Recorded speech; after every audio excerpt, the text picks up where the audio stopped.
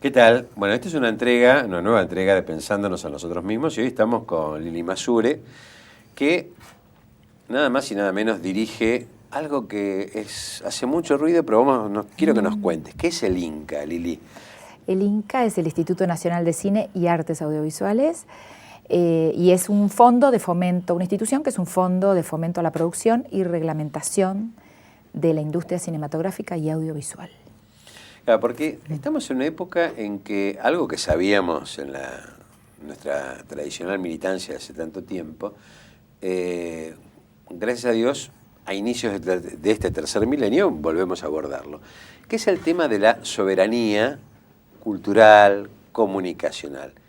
Y a mí me interesa que nos cuentes, porque venís haciendo mucho en el INCA, qué aporta al conjunto de los argentinos el INCA justamente para recuperar el ejercicio pleno de esta soberanía cultural, que a veces no nos damos cuenta, pero se nos va cercenando de a poquito cada día, ¿no? Sí, mira, el INCA, bueno, tiene ya 50 años, 55 años de existencia, y es un fondo que recibe dinero. Se conforma el fondo por un 10% de la taquilla, o sea, de la entrada que se paga, de todas las entradas, de todas las películas, de todas las salas, y por un fondo que viene del hoy AFSCA, antes Confer, que tiene que ver con la recaudación que se hace sobre la publicidad emitida en canales de televisión y radios. Un porcentaje de eso también viene al fondo del INCA. Ese fondo se distribuye entre los realizadores hasta el 2009 cinematográficos, a partir del 2010, en realidad con la reglamentación de la Ley de Servicios de Comunicación Audiovisual, también se fomenta la producción para televisión.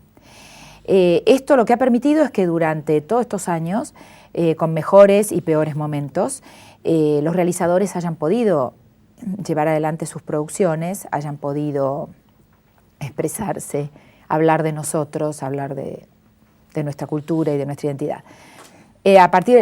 Hasta el 2003, el INCA había perdido su autonomía en manos de Cavallo y su autarquía, porque es un ente autárquico, o sea, maneja sus propios fondos sin intervención de otra institución, pero en ese momento se pierde la autarquía, hasta el 2003 se pierde la autarquía y esos fondos iban a economía, y economía los redistribuía al Instituto de Cine. Imagínate que eso trajo como consecuencia que se hicieran entre 10 y 12 películas por año, se llegó a 20 y pico como mucho en esos años. En el 2003, cuando asume Jorge Cosia en el INCA, empieza a trabajarse ese tema y logramos ser otra vez un ente autárquico. Y hay un pequeño cambio político. Claro, por supuesto, totalmente. Asume Jorge Cosia también y Jorge lleva adelante estas políticas por el gran cambio político que tuvimos, que además es un cambio político fundamental en este sentido, porque ningún gobierno dio el apoyo a la cultura y al audiovisual, y no solo el apoyo, sino que empujó para que esto se desarrollara y llegáramos a lo que estamos hoy, que nada más que en películas tenemos, hace ya 2 años que venimos con 150 películas terminadas por año. Estamos hablando de 15, 20, claro, el ajuste estructural 60, de la economía, 70, ¿no? Y 150 hoy. De 2003 a ahora fue que esto aumentó de esta manera. Y en este momento estamos en más de 2.000 proyectos presentados, entre los proyectos presentados para cine y los concursos de televisión, y de todo el país. Además, se está desarrollando a nivel federal la producción audiovisual de una manera tremenda, y fundamentalmente, todo lo que se realiza en películas, que se está comercializando muy bien a nivel internacional, muy bien, todo. Y también todo lo que se realiza para televisión, donde es un cambio cultural fundamental, pues estamos cambiando las pantallas de la televisión. Vos fíjate que yo te escucho, me gusta a mí me gusta hablar de política con mayúscula, ¿no? Es decir, porque como se degrada la política como una cosa subalterna, y justamente este cambio, esta bisagra del 2003, significó que la política volvió a conducir los destinos de la nación, en lugar de hacerlo la economía y la caja. Y esto... que bueno, a alguno podrá parecerle que no es importante, tiene una trascendencia vital. Este canal es un canal de Martínez. San Isidro es la capital nacional del cine. Ahí teníamos los grandes estudios, desde la Guerra Gaucha en adelante, que eran las grandes películas. O sea, hubo otra Argentina que tenía una expresión cultural de aquella época que medio se fue diluyendo, ¿no? Es decir, y el Inca en esto también trabaja porque hay una especie de monopolio que quiero que expliques de la pantalla, que también es un acotamiento al libre ejercicio de la plena soberanía cultural, porque, bueno, estamos haciendo productos, pero además hay que poder instalarlos y verlos, ¿no? Sí, mira, en ese sentido, bueno, hay dos temas, el del cine y el de la televisión. En el caso del cine, tenemos un tema que es la cuota de pantalla en las salas. Nosotros tenemos una ley de cine, que es la que ha generado este fondo y que realmente es muy interesante, pero esta ley no nos ha dado al Inca las herramientas, no trae consigo las herramientas como para el control de la cuota de pantalla. O sea que esta cuota de pantalla la vamos controlando y la vamos incentivando. La cuota de pantalla significa la cantidad de películas argentinas, o sea, cuál es la cuota que le corresponde al cine nacional en aquellas pantallas, sobre todo en las multipantallas. Entonces, bueno, la vamos llevando con reglamentaciones, con negociaciones permanentes, con los exhibidores. En este momento se está cumpliendo la cuota de pantalla después de varias medidas que fuimos tomando, pero también hoy tenemos el tema de las nuevas tecnologías, que también hablando de políticas macro, es impresionante cómo este gobierno nacional ha tomado las nuevas tecnologías y las ha puesto al servicio de la comunidad y de toda la población. Esto es fundamental también porque las tecnologías estaban al servicio del mercado. Digo, todos los días se inventaba un aparatito nuevo que un sector muy pequeño de la sociedad no son inocuas, al cual podía acceder, ¿no? Y era una especie de locura de consumo. Esto sigue siendo, pero todas estas nuevas tecnologías se han puesto al servicio del conjunto de la comunidad y sin precedentes en Latinoamérica por lo menos, que esto, el tema de la digitalización de la televisión, todo el tema de la televisión digital terrestre gratuita, que llegando a todo el país y a todo el territorio nacional, esto es realmente impresionante. Y esto nos da una posibilidad también de llegar a esas otras pantallas, ¿no? Que son fundamentales porque esas pantallas estaban monopolizadas totalmente. Sí, había, sobre todo en el caso de la ficción, que es tan importante y que es lo que, bueno, el Inca más alienta, es que había 2 canales que producían ficción con un universo de 5 o 6 empresas productoras. Hoy los Martín Fierro en ese sentido fueron muy interesantes porque ese panorama se amplió, había 10 productoras involucradas en las nominadas, de las cuales 6 eran las productoras que nacieron produciendo para Encuentro y para los concursos que se están haciendo con el Ministerio de Planificación y el Inca, que estamos haciendo en este momento. Es muy interesante. Pues es que yo soy genéticamente huitense, digamos, porque la familia de mi papá era toda de Bahía Blanca y General Guay. Yo recuerdo de muy chiquito que íbamos a ver a mis abuelos a Bahía Blanca y allá estaba Canal 7 y Canal 9, con producción local en aquel momento. Entonces estaba la telenovela local, la que enseñaba cocina, que casualmente era una prima mía, que era la Petrona C. Gandulfo de Bahía Blanca, etc. Llegó, para ver televisión de Mar del Plata ponían unas torres muy altas para poder llegar a Mar del Plata y estaban descontaminados de Buenos Aires.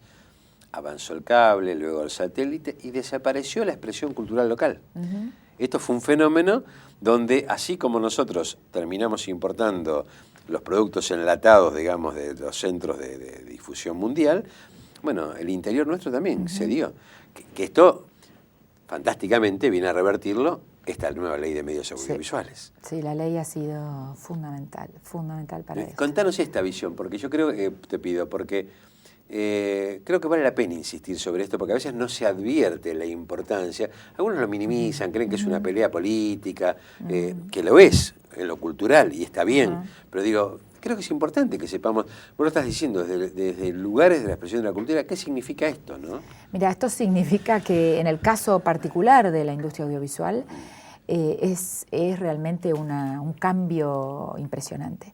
Yo te comentaba recién lo de estas 10 empresas productoras. Bueno, en este momento tenemos 1.076 empresas productoras inscriptas en el instituto, 1.076. De las cuales el 60% son del interior del país. Esto es porque la ley obliga a los canales a exhibir, a emitir producción nacional e incluso producción regional. Por eso nosotros ahora estamos implementando los nuevos concursos desde el INCA para producción de televisión, en donde los productores tienen que venir con un canal. Entonces, de esta manera, ayudamos a los canales a que tengan producción regional, ayudamos a los canales a definir su perfil, porque se asociarán con un tipo de producto o con otro, de acuerdo al perfil de cada canal, que esta es una discusión pendiente también. Cada canal, qué perfil quiere tener, qué quiere decir, a quién quiere dirigirse. Y tienen que participar con los productores de esto. Y a su vez, los derechos de esas producciones van a ser de los productores para después la comercialización internacional y la circulación interna de contenidos, que es otro tema que tenemos que resolver. Pero fundamentalmente la ley lo que trajo es esto, ¿no? La producción en todo el país, la aparición de nuevas empresas productoras, la obligación de los canales de exhibir estos materiales. Y te digo, cuando estuvimos hace 20 días, un mes en el norte del país, en una charla que dimos ahí, porque viajamos mucho y estamos muy en contacto con los realizadores. Es difícil ubicar a Lili Masure porque está viajando, sí, está trabajando lado, permanentemente. Sí. Y se nos presentaron la Asociación de Realizadores de Catamarca y la Asociación de Realizadores de Santiago del Estero. Fue muy impresionante porque Catamarca, una provincia estigmatizada en su cultura, una visión de Catamarca tenemos en todo el país, que se nos quedó en algunos hechos lamentables, generados por unos pocos, ¿no? Por la población de Catamarca. Entonces, nosotros les decíamos que realmente esté en esa asociación de realizadores de Catamarca implica, ellos van a ser los encargados de cambiar esa imagen de Catamarca al resto del país. Sí, mostrar la verdadera. Claro, la verdadera imagen, que además es esa imagen verdadera de Catamarca la que aporta a la cultura de Catamarca y la que conforma la cultura nacional. O sea, sin la imagen real de Catamarca estamos fallidos. ¿No? Lo bueno de todo esto que vos estás mostrando la preexistencia a la ley de medios audiovisuales, la preexistencia al cambio de políticas del INCA, de esta cultura que estaba ahí taponada, obturada de nuestro pueblo. Y que había que darle la oportunidad. Sí. Digo, porque ha habido una resistencia cultural que se vino expresando por los medios alternativos, que se vino expresando por los blogs, luego por los blogs, las páginas web, etc. Bueno, muchos de nosotros, cuando no teníamos posibilidad de comunicarnos, fuimos creando distintos caminos. Y este cauce que venía popularmente gestándose, una resistencia bastante tapada, bueno, vino esta ley de medios audiovisuales a contenerlo y expresarlo. Pero bueno, vamos a hacer una breve pausa, vamos al segundo y último bloque. Y bueno, seguimos hablando de esto que es tan rico, que es qué es lo que está haciendo nuestro Instituto Nacional de Cine y Artes Audiovisuales. Seguimos con Lili Masure y ya volvemos.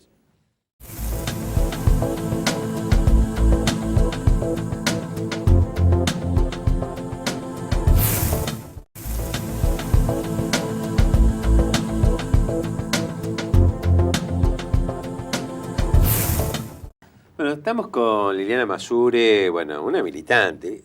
Antes de seguir hablando con el Inca, acá la entrevistamos a Sandra Russo. Y bueno, te encontramos en un capítulo de Sandra Russo, muy, muy tierno, muy lindo, donde vos contás una experiencia como sos productora, has trabajado en temas de agencia de publicidad, de campañas políticas. No sé, y me gustaría que vos nos relates lo que de algún modo refleja en ese libro la presidenta Sandra Russo, cuando cuenta esa experiencia de tu contacto, de tu conocimiento con Néstor y Cristina. Aquella campaña. Aquella campaña. Sí, bueno, siempre yo fui muy movediza, como se ve ahí en el libro, sí. Yendo de un lado para el otro, y bueno, en un momento nos llega la relación con Néstor y Cristina, fundamentalmente con Néstor para hacerle la campaña, para trabajar con ellos en la campaña gobernador de Néstor. Y bueno, ahí fuimos. Él era intendente en ese momento. Él era intendente de la campaña del 89, que es muy interesante porque cuando yo cuento esto por primera vez es en un 678 del 27 de octubre, el día que fallece Néstor, que fuimos ahí todos a la noche. Y yo digo que es la campaña intendente.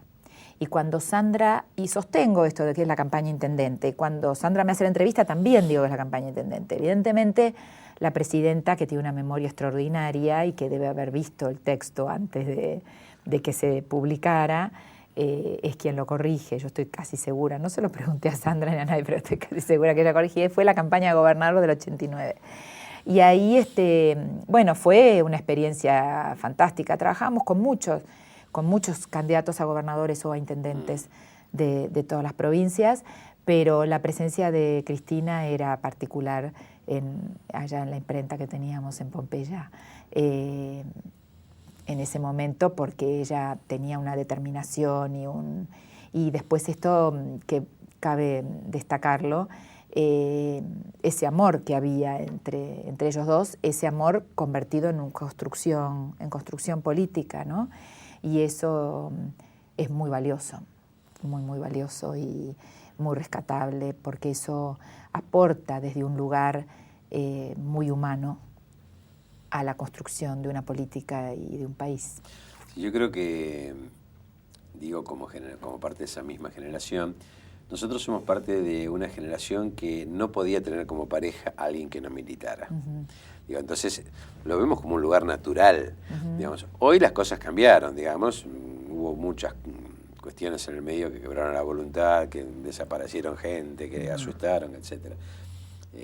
Pero, digamos, para nosotros es lo más natural del mundo ver una pareja de poder, porque nos parece bien, porque no podemos entender la vida si no la estamos militando, porque creemos que es el deber ser. Y bueno, y Cristina y Néstor y Cristina, de alguna manera, digamos, creo que generaron esta fascinación, que vos la viviste más temprano, de que alguien como nosotros accediera desde un lugar que parecía ignoto, difícil, a roles importantes y a un cambio de la Argentina que era impensado una década atrás. Sí.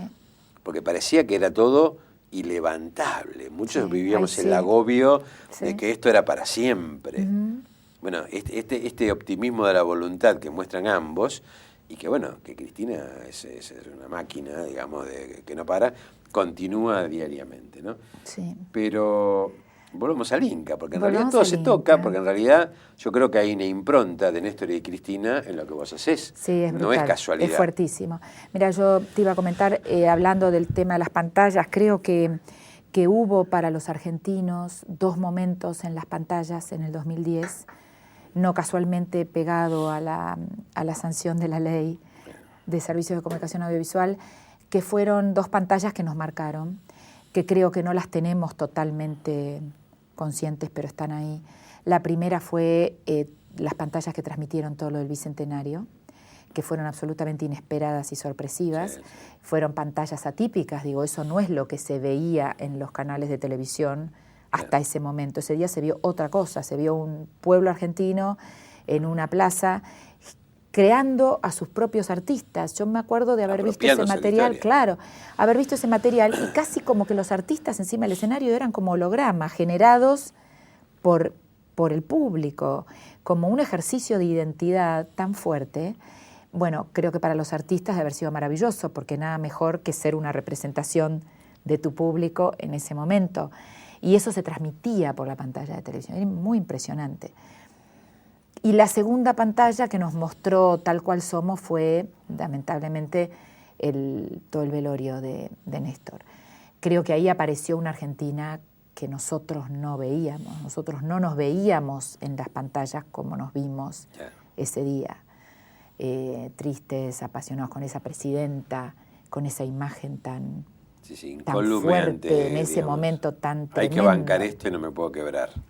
Tan impresionante, fue tan impresionante esa pantalla y creo que toda la Argentina la vivió muy conmocionada y creo que esa imagen que nos devolvían las pantallas de nosotros mismos, porque cuando uno estaba ahí no era tan consciente, cuando lo veía en la pantalla del televisor algo estaba pasando muy importante Y creo que nos vimos así, como somos, apasionados, tristes, pero fundamentalmente esperanzados. Fue una... Y con fuerza. Sí, y con mucha fuerza. Y creo que nos gustamos mucho. Y creo que esa es la pantalla que se intenta recuperar a través de las nuevas realizaciones, a través de lo que nosotros vemos, que los realizadores de todo el país, sobre todo de las provincias, están produciendo. Una búsqueda de lenguaje, una búsqueda de identidad. Es muy interesante el fenómeno que se está dando. En algún momento va a poder ser masivamente visible, pero está ahí. Está ahí, y además vos fíjate que tenés un tema muy interesante en los dos casos, y tomando el Bicentenario para empezar, se da un fenómeno de apropiación, de resignificación cultural. Popularmente festejábamos el Bicentenario, pero recordamos los 14 siglos de historia, porque emergieron lo que se denomina pueblos originarios, por ejemplo, en parte del festejo se resignificaron y aparecieron. Y además de estar expresados culturalmente, todo lo desaparecido empezó a reaparecer cuando festejábamos 200 años, que es un pedacito de nuestra historia, y aparecieron 14 siglos de historia. Apasionante, porque hubo una apropiación popular que le dio contenido y significado. La diversidad que acompañó, porque no era un acto partidario, era un acto de expresión cultural nacional. Y como bien decís vos, una pantalla que empezó a mostrar lo que no mostraba. Esto es realmente fantástico. Y esto creo que, a ver, cuando yo me fui anotando las cosas del Inca, los concursos, los festivales, los espacios Inca, ¿no? Digo, esto también es muy importante, que un instituto se resignifique para profundizar estas políticas. Ejemplo, el cine de barrio, mi viejo cine de barrio, que desapareció, quedó un banco normalmente porque eran salas grandes, bueno, se van convirtiendo. Contame cómo funciona cómo han venido funcionando estos espacios Inca y qué rol cumplen. Sí, tenemos 45 salas en este momento que programamos nosotros. Las salas no son nuestras. Porque acá lo importante del Inca también es el trabajo de articulación que se hace con la comunidad. Las salas son recicladas por, en general, intendentes, gobernadores de las provincias, depende cada caso, por sociedades como las sociedades italianas o las sociedades españolas, que en el interior del país son muy fuertes. Todavía y tienen aquellas salas maravillosas. Bueno, se han reciclado, son 45 salas. Es la gran pregunta de por qué no pasa lo mismo en la Ciudad de Buenos Aires. Bueno, no pasa en la Ciudad de Buenos Aires porque no hay voluntad política. Estamos trabajando en la Ciudad de Buenos Aires con 5 salas en este momento y con los vecinos. Bueno, estas 45 salas que están en todo el país funcionan muy, muy bien con el Gomón, que es la sala cabecera, que no da abasto, está llena permanentemente. Fantástico ver la pelea por estrenar, Fantástico por estrenar ahí, y la gente haciendo la cola para ir a ver cine nacional. El cine Gomón es exclusivamente cine nacional. Los espacios Inca son más flexibles, digamos, también tienen ciclos de cine internacional. Nosotros lo programamos y ahora estamos en un plan de digitalización, o sea, de que todos ellos tengan sus proyectores 3D. Y también estamos en un plan de digitalización del resto de las salas, ayudando con líneas de crédito blandas, pero es que tenemos que digitalizar porque si no, fundamentalmente, nuestro cine no va a poder pasar más. Eso explícalo porque, para que se entienda bien. Claro, es complejo y estamos con la base de contenidos, que todo esto tiene que ver. Si no ocurriera, si el Inca o nadie se ocupara de nuestro lado, digamos, de los intereses nacionales, en digitalizar, ¿qué pasaría cuando realmente todo se transmita? En 2 años habrá un apagón 35 milímetros. Tecnológico. Las películas, claro, vendrán todas en digital y las salas no las van a poder exhibir. O las tienen que exhibir en DVD, con lo cual es una muy mala calidad. Alguien que monopolice privadamente. Pero a esto hay que sumarle que estas nuevas tecnologías que avanzan tan rápidamente, a fin de este año van a estar ya transmitiéndose con capacidad para transmitir desde Los Ángeles directo a las salas. Vía satélite, la película viene desde Los Ángeles, llega a la sala y la sala multimedios que tienen justamente donde tenemos que pelear la cuota de pantalla argentina. Claro, digamos. Nosotros peleamos la cuota de pantalla argentina. Entonces, esto es tremendo. Primero porque esto sí que es un tema de soberanía. Nosotros no podemos perder el control de lo que se emite, de lo que se exhibe en cada pantalla. Entonces, como la ley sí nos protege en este sentido, nosotros sacamos ya una resolución con la creación de nuestra base de contenidos. Todas las películas deberán obligatoriamente pasar por las bases de contenido del Inca para que sean calificadas, o sea, si son para prohibidas menores de 13 o son aptas para todo público, esta calificación. La ley nos da este poder y van a tener que pasar por ahí y de ahí recién después ser transmitidas a las salas. O sea que no van a poder transmitirnos directamente desde Los Ángeles. Es una soberanía cultural, claro. El ejercicio. Por otro lado, ¿qué va a pasar con las películas nacionales? Si nosotros no generamos una base de contenidos con capacidad de transmisión a través vía satélite hacia las salas, las películas argentinas para ser exhibidas en las salas de las multipantallas tendrán que ir a Los Ángeles, pagar el costo del satélite de transmisión de Los Ángeles a Buenos Aires o a Salta o a donde sea para poder ser exhibidas. Entonces rápidamente estamos conformando en conjunto con ARSAT, la empresa satelital argentina, para tener esta base de contenidos y para poder transmitir nosotros desde aquí a nuestras salas y en un futuro quizás no muy lejano también a las salas de otros países, porque si no, o sea, todo esto es acordar con otros satélites, los satélites de los otros países, no es tan complejo hoy. No, pero esto demuestra que la Argentina puede, acá estuvo Cachotegui, ¿no?, del INVAP en su momento, ajá, y bueno, cuando contaba que nosotros pusimos, los argentinos, un satélite propio, lo disparamos desde la NASA, digo, a veces estas cosas, este es el rol de nuestro canal comunitario, mostrar lo que no siempre se dice y revalorizarnos como argentinos, porque esto que vos decís, ¿qué es lo que debe ser? No siempre fue lo que se hacía. No. Y la importancia, la relevancia que tiene es que nos permite, justamente ejercer la defensa de nuestros propios derechos, nuestra soberanía y el interés colectivo. Nos queda muy poco tiempo, Liliana, y realmente, bueno, un gusto que vengas y te seguiremos invitando a la medida de tus posibilidades acotadas, sabemos. Inca TV es el último desafío y yo te dejo como para el cierre, para que pienses y te lo lleves para resolverlo, de qué modo, porque en los canales comunitarios la programación de Inca TV nos resulta apetecible para reproducirla, pero tenemos dificultades porque tiene que ver con los derechos de autor, con una serie de problemas. Contanos cómo ves esta experiencia de Inca TV y, bueno, y el rol o la vinculación posible, la articulada y la articular con estos esfuerzos comunitarios que yo valoro mucho, ¿no? Por eso los hacemos. Bueno, Inca TV funciona fantástico, fue sorprendente para nosotros, no imaginábamos esta reacción del público, la devolución que tenemos es extraordinaria.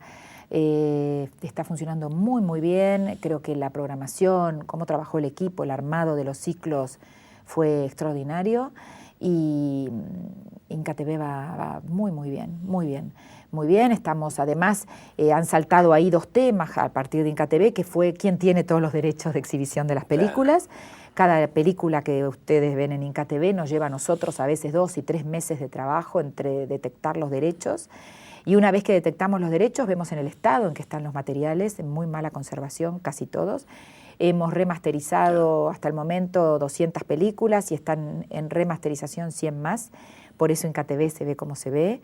Estas películas remasterizadas quedan a disposición de sus productores, o sea que si la venden a otro canal de cualquier parte del mundo o de Argentina, ya tienen el material en condiciones. O sea que es un trabajo muy interesante el que surgió a partir de Inca TV, que nos tiene sorprendidos a nosotros también. Bueno, una asignatura pendiente para el Gobierno Nacional y para todos es justamente ver de qué modo podemos encontrar una vía de acceso, porque es cierto que hay derechos de autor que a veces colisionan con este interés de los canales comunitarios de recursos diferentes para poder mostrarlo. Liliana Masure, se nos fue el tiempo, un encanto hablar de todos estos temas y bueno, yo creo que a nuestra comunidad de San Isidro, a esta comarca de San Isidro, le viene muy bien este aire fresco de aporte cultural que vos nos trajiste hoy. Muchas gracias por estar con nosotros. A ustedes.